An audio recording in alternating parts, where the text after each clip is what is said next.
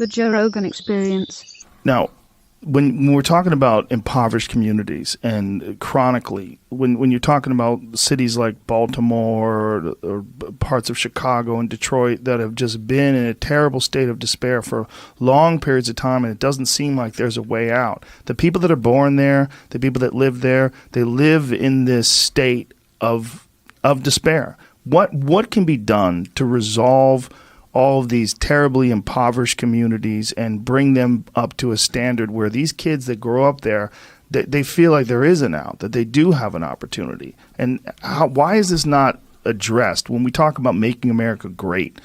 Wouldn't fixing the worst parts of the country be the primary concern? The less people that grow up in a terribly disadvantageous position from birth. Wouldn't that be an important thing? And what can you do to resolve that? Well, Joe, I think you said it better than I can. I think you're right. When we talk about what it means to live in a great society, a great nation, a nation that we're proud of, I'm afraid there are some people who have incredible wealth and power who say, what's great is that we're seeing a growth in the number of billionaires in America. Isn't that terrific?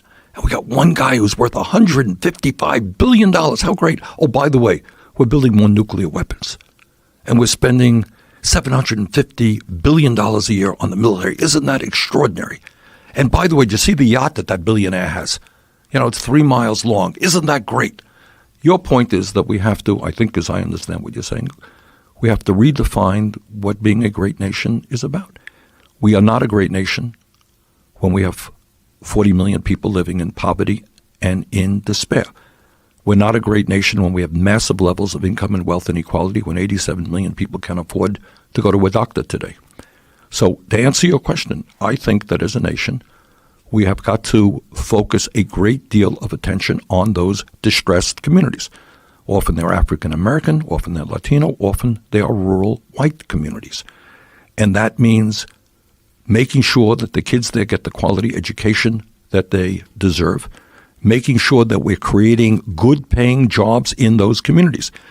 I voted against NAFTA, permanent normal trade relations with China, and other trade agreements because I knew that those agreements were written by corporate America with the goal of shutting down plants in this country and moving abroad.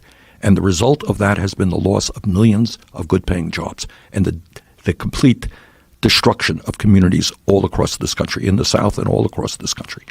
So we have got to rebuild those communities.